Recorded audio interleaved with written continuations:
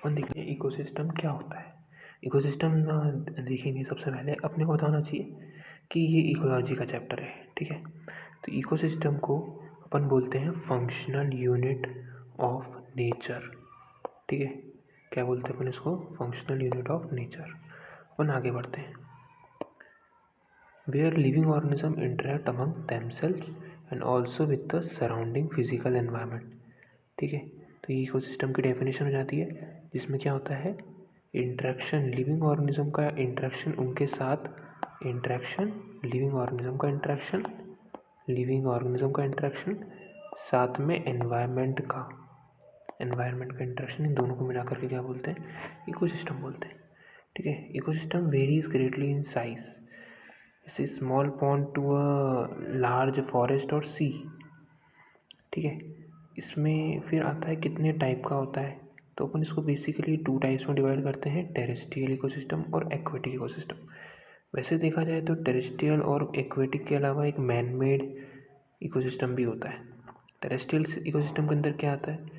Terrestrial मतलब कि जो ज़मीन पे रहता है उसको टेरेस्ट्रियल बोलते हैं, जो, ठीक है, जो ज़मीन पे रहता है ना, ज़मीन पे रहता है उसको क्या बोलते हैं? टेरेस्ट्रियल।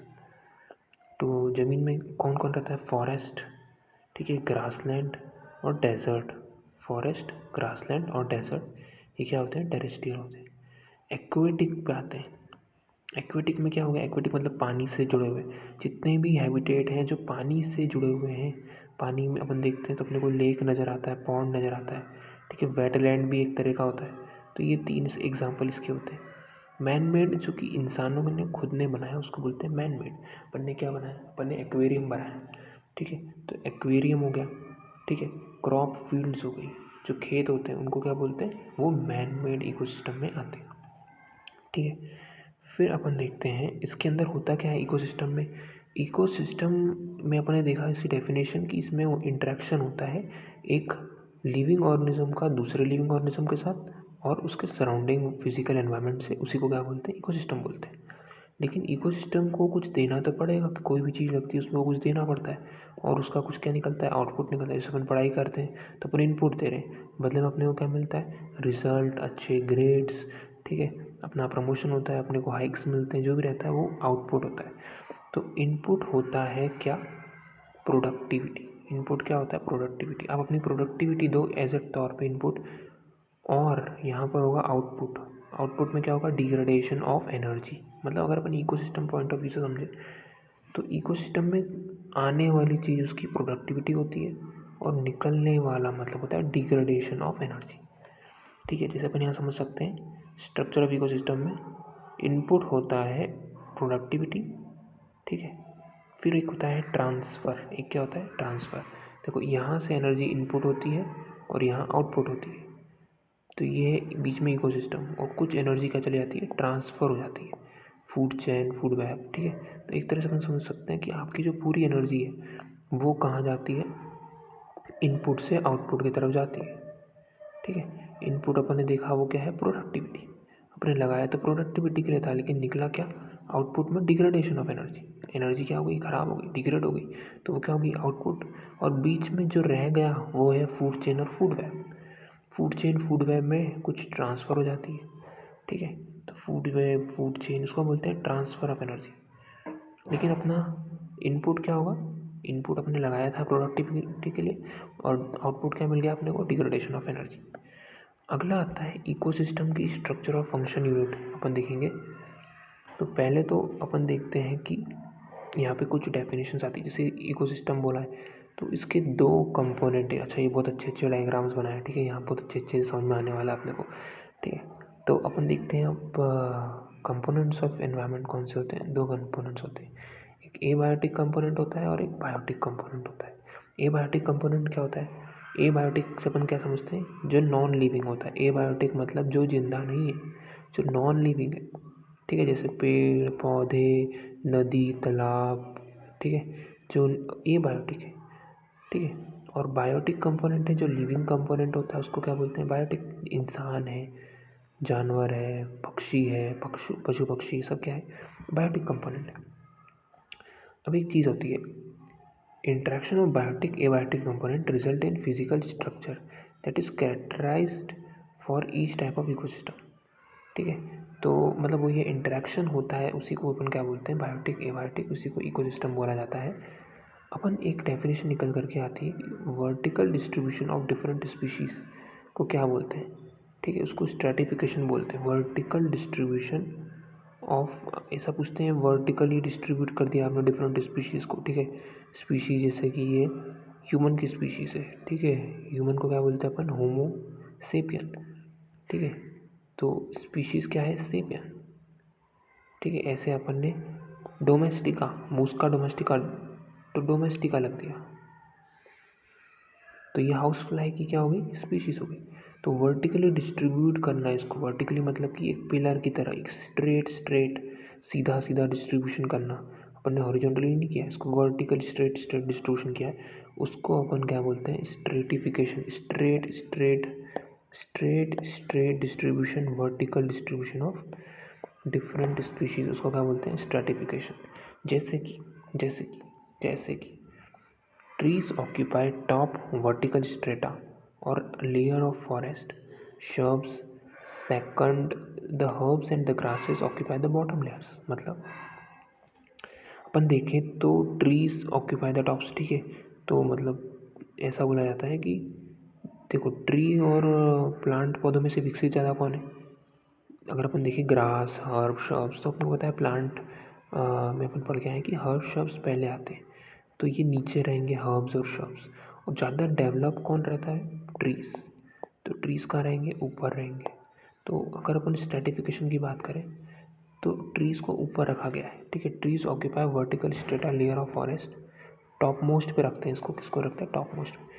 और हर्ब्स और श्रब्स को कहाँ रखते हैं, बॉटम लेयर। इतना समझ में आ गया क्या, इतना समझ में आ गया, तो इतना समझ में आ गया तो अपन आगे बढ़ते हैं। कंपोनेंट ऑफ इकोसिस्टम क्या होता है, इकोसिस्टम के कुछ कंपोनेंट्स भी होते हैं। ठीक है, इकोसिस्टम मतलब it is the interaction between the living organism with themselves and surrounding environment, उसी को क्या बोलते हैं, इकोसिस्टम। लेकिन इसका कुछ इंटरेक्शन होते हैं, इंटरेक्शन को क्या बोलते हैं, प्रोडक्टिविटी। ये कुछ 4 बहुत इंपॉर्टेंट कंपोनेंट्स होते हैं जो एक इकोसिस्टम शो करता है, जिसमें पहला क्या है, प्रोडक्टिविटी। दूसरा है उसका डिकम्पोजिशन। तीसरा है एनर्जी फ्लो और न्यूट्रिएंट साइकिलिंग। ये बहुत इंपॉर्टेंट है, ये कहीं भी पूछ सकते हैं, तो 12th क्लास में पूछ सकते हैं, तो नीट एग्जाम में तो पूछते हैं कि 4 कंपोनेंट ऑफ इकोसिस्टम बता दो। किसी भी फॉर्म में आ सकते हैं, एमसीक्यू के फॉर्म में आ सकते हैं, तो सबको पता होना चाहिए। ठीक है, तो बोलो फटाफट से, क्या होगा, प्रोडक्टिविटी, डिकम्पोजिशन, एनर्जी फ्लो और न्यूट्रिएंट साइकिलिंग। ठीक है, क्या है, productivity, decomposition, energy flow, nutrient cycling. इसको बिना देखे बोलो, productivity, energy flow, productivity, decomposition, energy flow और न्यूट्रिएंट साइकिलिंग। ये 4 होते हैं कंपोनेंट, पता होने चाहिए। अब अपन देखते हैं ये 4 कंपोनेंट के बारे में अपने को पढ़ना है। ठीक है, तो इकोसिस्टम में अपन क्या करेंगे, इन चारों के बारे में थोड़ा सा स्टडी करेंगे। बहुत इंटरेस्टिंग चैप्टर है। इसमें होता क्या है कि अपन देखेंगे एनर्जी ट्रांसफ़र कैसे होता है। अपन ने देखा इकोसिस्टम क्या होता है, क्योंकि अपने को पता होना चाहिए कि एक एनवायरनमेंट के अंदर इंटरेक्शन होता है, जिससे अपन जानते हैं इंटरेक्शन बहुत ज़रूरी होता है। किसी भी चीज़ को पढ़ने के लिए इंटरेक्शन होना बहुत ज़रूरी है। इंटरेक्शन से कुछ चीज़ अच्छे से समझ में आती है, उसके बारे में ज़्यादा जानने को मिलता है। तो अपन एनवायरनमेंट को जान सकें, इससे बेहतर क्या है। ठीक है, अपन इतने सालों से अपन यहाँ पर एनवायरनमेंट में रह रहे हैं, जब से अपन पैदा हुए, अपने को इसके इंटरेक्शन के बारे में तो पता होना चाहिए ना, कि ह्यूमन बीइंग और एनवायरनमेंट कैसे इंटरेक्ट कर रहा है, कि आप फॉरेस्ट और इन सब के साथ कैसे किस तरह से इंटरेक्शन करते हो। तो यही है इकोसिस्टम। तो कितना ज़रूरी है जानना, अपन को पता ही है, अपने डेली लाइफ में बहुत इंपॉर्टेंट है। अल्टीमेटली अपने को प्लांट से ऑक्सीजन मिलता है, अपने को खाना मिलता है। ठीक है, इसलिए अपने को इकोसिस्टम के बारे में जानना बहुत ज़रूरी हो जाता है। तो ये 4 चीज़ें समझ में आ गया। तो ये सब चीज़ें 4 होती हैं। ठीक है, फिर अगला आता है, अगर अपन एक पॉन्ड को ध्यान से देखें, सर ये देखो, ये है एक पॉन्ड का डायग्राम। तो ये वाटर जहाँ दिख रहा है ना, वाटर मतलब है ये पॉन्ड। ये ब्लू कलर का जितना भी दिख रहा है ना, ये जितना भी ब्लू कलर का, ये देखो, ये रिवर से आ रहा है, ये पॉन्ड इकोसिस्टम के बारे में बात होती है। तो पॉन्ड इकोसिस्टम में क्या होता है कि यहाँ पे कुछ प्लांट ऊपर है, सरफेस पे हैं, कुछ प्लांट थोड़े नीचे हैं, और बहुत नीचे कुछ न कुछ है। क्या है अपन देखेंगे, समझेंगे। डिकम्पोजर्स मतलब क्या होता है, ठीक है, कंज्यूमर मतलब क्या होता है, प्रोड्यूसर मतलब क्या होता है। ठीक है, ये सब अपन देखेंगे। तो ऐसा देखो कि अपने को पता है सन, कोई बोले सन क्या होता है, sun is ultimate source of energy, सूर्य देवता। ठीक है, अल्टीमेटली सबको एनर्जी कहाँ से मिल रही है, सन से मिल रही है। तो sun is ultimate source of energy. दुनिया में कितनी भी एनर्जी है वो किससे आ रही है? अल्टीमेटली सन से आ रही है। ठीक है, लोग बोलते नहीं हम तो सब्जी रोटी दाल चावल खाते हैं, मतलब हम वेजिटेरियन है। कुछ लोग बोलते हैं हम नॉन वेजिटेरियन है। ठीक है, कुछ लोग बोलते हैं हम नॉन वेजिटेरियन। तो आप वेजिटेरियन हो तो वेजिटेरियन में क्या आती है? गाय। गाय क्या खाती है? घास। ठीक है, घास घास को एनर्जी कहाँ से मिलती है? सन से मिलती है। तो आपको भी एनर्जी कहाँ से मिल रही है? सन से मिल रही है। तो इस तरह से अपन देख सकते हैं। नॉन वेज हो तो हमारी एनर्जी तो ठीक है, तो फिर आपको मछली है, ठीक है, बकरी है, ये सब खाते हो आप, तो ये नॉन वेज है। मछली किसको खाती है? मछली वहाँ के छोटी मछलियों को खाती है। वो छोटी मछली किसको खाती है? वहाँ के छोटे पौधों को खाती है, प्लांट्स को खाती है। और वो प्लांट्स को एनर्जी कहाँ से मिलती है? सन से मिलती है। इसलिए अपन क्या बोलते हैं? Sun is the ultimate source of energy. ठीक है, ये होता है एक तरह का इकोसिस्टम। नहीं तो अपन तो ये कंफ्यूज जाते हैं, वेजिटेरियन है मतलब हमको एनर्जी कहाँ से मिल रही है? गाय के दूध से एनर्जी मिलती है। ठीक है, ये सब अपन बोलते हैं, लेकिन अल्टीमेट सोर्स ऑफ एनर्जी क्या है? तो एज ए बायोलॉजी स्टूडेंट अपने बताना चाहिए sun is the ultimate source of energy. Sun की किरणें इस तरह से पड़ती है, वो कहाँ कहाँ पड़ती है अपन देखेंगे। तो एक चीज़ है ना, जिस पे सबसे पहले पड़ती है सन की एनर्जी, उसको बोलते हैं प्रोड्यूसर। क्या बोलते हैं उसको? प्रोड्यूसर। सबसे पहले पड़ती है, इसलिए पी से सबसे पहले पड़ती है, पी से उसको क्या बोलते हैं? प्रोड्यूसर। प्रोड्यूसर, क्योंकि ये प्लांट इकोसिस्टम अपन देखेंगे पॉन्ड के अंदर क्या होता है। तो पॉन्ड के अंदर कुछ चीज़ें होती हैं, जैसे होता है फाइटोप्लैंक्टन, जू प्लैंक्टन। इसको पॉन्ड समझो। इसमें होता है कुछ फाइटोप्लैंक्टन। क्या होता है? कुछ फाइटोप्लैंक्टन्स। और होते हैं जू प्लैंक्टन। अगर क्लासिफिकेशन की बात करें, बायोलॉजिकल क्लासिफिकेशन, उसमें अपन पढ़ते हैं फाइटोप्लैंक्टन, जू प्लैंक्टन के बारे में। ये सब कहाँ रहते हैं? ये सब पानी में रहते हैं। ठीक है, क्या ज़मीन पे रहते हैं? नहीं, ज़मीन पे नहीं रहते। पानी में रहने वाले जीव हैं जू प्लैंक्टन, फाइटोप्लैंक्टन। ठीक है, तो ऐसा होता है। तो फिर आता है कि यहाँ पे तो क्या है? फाइटोप्लैंक्टन, जू प्लैंक्टन। लेकिन लेकिन लेकिन सन से एनर्जी किसको मिल रही है? सबसे पहले मैंने बताया था प्रोड्यूसर को मिल रही है। यहाँ पे प्रोड्यूसर कौन है? पी से प्रोड्यूसर, पी से फाइटोप्लैंक्टन। ठीक है, फाइटोप्लैंक्टन को एनर्जी मिलेगी। अब फाइटोप्लैंक्टन को एनर्जी मिलेगी, इसको खाने वाला होगा कोई, इसका क्या? कंज्यूमर। तो प्रोड्यूसर को खाने वाला क्या होता है? कंज्यूमर होता है। कौन होता है? कंज्यूमर। कंज्यूमर मतलब उपभोक्ता, खाने वाला। कंज्यूमर प्रोटेक्शन एक्ट के बारे में सुना होगा। ठीक है, कंज्यूमर प्रोटेक्शन एक्ट, कोपरा एक्ट, इस टाइप के एक्ट होते हैं ना। तो कंज्यूमर क्या है? जो खा रहा है खाना। किससे खा रहा है? प्लांट से खा रहा है या प्रोड्यूसर से खा रहा है?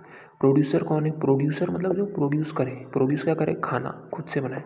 सन ने उसको एनर्जी दी, उसने सन की एनर्जी का यूज़ करके खुद से खाना बना लिया, तो वो क्या है? Producer. He can make their own food. He can make their own food. जो खुद से खाना बना सकता है, ओन फूड, वो क्या होगा? प्रोड्यूसर होगा। वो क्या होगा? प्रोड्यूसर। कौन होगा वो? प्रोड्यूसर। जो खुद से खाना बना सकता है वो क्या है? प्रोड्यूसर। और जो नहीं बना सकता, जो इस पे डिपेंडेंट है, वो क्या होगा? इसका कंज्यूमर। वो क्या होगा? कंज्यूमर। ठीक है कि नहीं? क्या होगा? कंज्यूमर। जैसे कि जैसे कि जैसे कि जैसे कि आपको खाना बनाते आता है, आपको खाना बनाते आता है, तो आप खुद का खाना बना सकते हो। हाँ, खुद का खाना बना सकते हो, तो आप क्या कहलाएंगे? प्रोड्यूसर। लेकिन अगर आपको खाना बनाते नहीं आता है, दाल रोटी सब्जी चावल जो भी आप खाते हो आपको बनाते नहीं आता है, तो आप क्या हो गए? कंज्यूमर। मतलब कोई आप किसके ऊपर डिपेंडेंट हो? आप जो खाना बनाता है उस पर डिपेंडेंट हो। खाना कौन बनाता है? प्रोड्यूसर। तो प्रोड्यूसर पर डिपेंड होने वाला क्या होगा? कंज्यूमर होगा। ठीक है ना। जैसे अगर अपन बात करें जू प्लैंक्टन की, ये खुद से खाना नहीं बना सकता, तो इसको क्या बोलते हैं? कंज्यूमर। ठीक है, इसको क्या बोलते हैं? कंज्यूमर बोलते हैं। तो किस पे डिपेंडेंट है? ये प्रोड्यूसर पे। प्रोड्यूसर यहाँ पे कौन है? फाइटोप्लैंक्टन।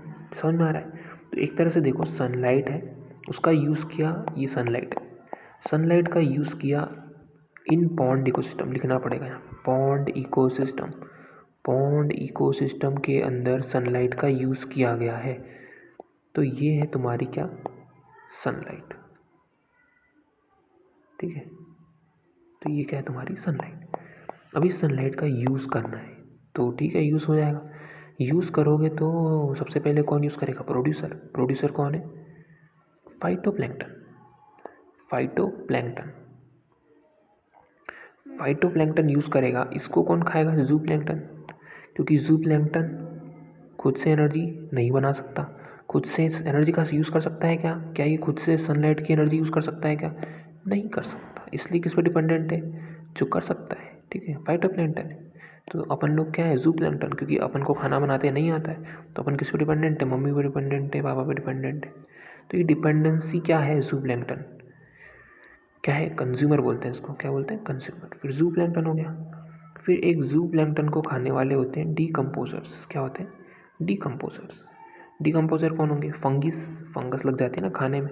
कोई खाना बहुत दिन तक पड़ा है, ठीक है, कोई इंसान बहुत दिन तक पड़ा है तो उसमें क्या लग जाती है, फंगस लग जाती है। तो वो एक तरह का हो गया, फंगस हो गया। समझ में आ रहा है। तो फंगस क्या है, फंगस है डीकम्पोजिशन। तो डीकम्पोजर्स क्या होते हैं, फंगस और बैक्टीरिया होते हैं। समझ में आ गया। तो कौन किसको खाएगा, सनलाइट से एनर्जी मिली प्रोड्यूसर को, प्रोड्यूसर से मिली तुम्हारे फाइटो जूप्लैंक्टन को, जूप्लैंक्टन से एनर्जी मिली डीकम्पोजर्स को। यही है तुम्हारा क्या, पॉन्ड इकोसिस्टम। अब इसकी लोकेशन बताई गई है, जैसे phytoplankton, some algae floating submerge, the consumers represent the zooplankton. मैंने बताया था ये जूप्लैंक्टन है, इनको कंज्यूमर बोलते हैं। ये फ्री स्विमिंग है, बॉटम ड्वेलिंग्स में पाए जाते हैं। सुपरफिशियली कौन होता है, प्रोड्यूसर, क्योंकि इसको सनलाइट चाहिए। कॉमन सी बात है, जिसको सनलाइट चाहिए वो तो क्या होगा, पानी के ऊपर सरफेस पे बैठेगा, और जिसको सनलाइट नहीं चाहिए, जो प्रोड्यूसर पर डिपेंडेंट है, वो नीचे भी बैठेगा तो चल जाएगा। इसलिए ये जूप्लैंक्टन कहाँ बैठते हैं, पानी के थोड़े से नीचे बैठते हैं। ठीक है, यही चीज़ बोली जा रही है।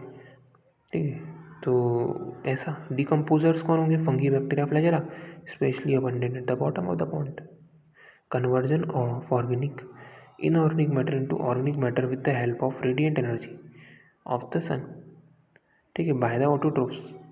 ठीक है, तो consumption of the autotrophs by heterotrophs. Decomposition and mineralization of the dead, decomposition mineralization of dead matter to release the back of the reuse heterotroph. जैसे कोई जूप्लैंक्टन मर जाता है तो उसको कौन खाएगा, डिकम्पोजर्स खाएगा। फाइटोप्लैंक्टन को कौन खाएगा, फाइटोप्लैंक्टन खराब हो गया, सड़ गया तो उसको कौन खाएगा, डिकम्पोजर्स खाएगा। लेकिन फाइटोप्लैंक्टन जब अच्छा है, हेल्दी है, एनर्जी फॉर्म हो रही है उसमें से, तो कौन खाएगा, जूप्लैंक्टन खाएगा। इस तरह से। ठीक है, तो एक unidirectional movement of energy flow है। ठीक है, ऐसा नहीं होगा कि कल से जूप्लैंक्टन को खाना नहीं मिला तो वो डिकम्पोजर्स को ही खा लेगा। ये यूनी डायरेक्शनल है। क्या है ये, यूनी डायरेक्शन, इसी को ही खाएगा। जूप्लैंक्टन को कौन खाएगा, डिकम्पोजर। जूप्लैंक्टन डिकम्पोजर को नहीं खाएगा। समझ में आ रहा है। तो ये डायरेक्शन क्या है, unidirectional flow of energy. ठीक है, शेर को भूख लगेगी तो वो किसको खाएगा, शेर को अगर भूख लगेगी, लायन को, तो वो शिकार ढूंढेगा, वो बकरी को खाएगा। लेकिन बकरी को भूख लगेगी तो वो शेर को खाएगी क्या, नहीं। तो बकरी लायन को नहीं खाती, लायन बकरी को खाता है, हाँ खाता है। इसी को बोलते हैं यूनी डायरेक्शनल। अगर बकरी भी शेर को खा रही होती तो क्या बोलते हैं, बाय डायरेक्शनल। लेकिन इसको क्या बोलते हैं, यूनी डायरेक्शनल। तो यहाँ लिखा है इट इज़ यूनी डायरेक्शनल। अब प्रोडक्टिविटी क्या होती है, ठीक है, प्रोडक्टिविटी के बारे में देख लेते हैं।